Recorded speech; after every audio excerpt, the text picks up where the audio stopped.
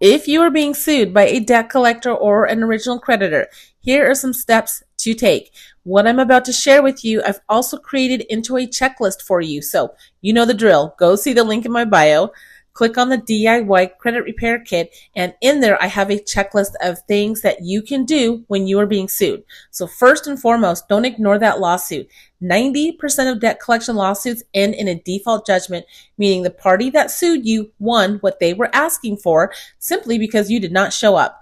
We're no longer going to be scared of debt collectors or debt collection lawsuits. We are going to respond to them. Then I want you to review the summons and complaint very carefully.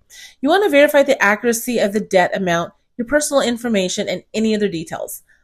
Please respond to that lawsuit. You typically have 14 to 30 days to respond, and that depends on your state. Now, in that checklist, I've actually provided you a resource that can help you to create and file your answer.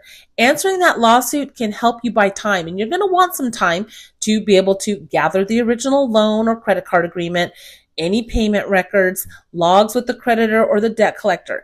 And you can actually send a letter to the party suing you requesting this information, and they need to send it to you.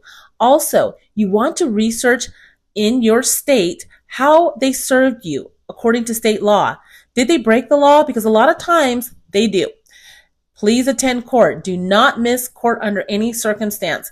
It can result in an automatic judgment against you. Now, you can contact the creditor's attorney to discuss potential settlement options. This can help to prevent a judgment from being entered against you, which, as we know, can impact your credit. And even if you do come to a settlement agreement, don't miss any court dates.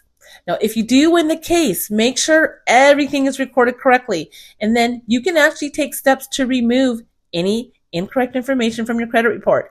If you lose, then you need to understand the judgment, and you may consider negotiating payment terms or settlement post-judgment. Hope this helps.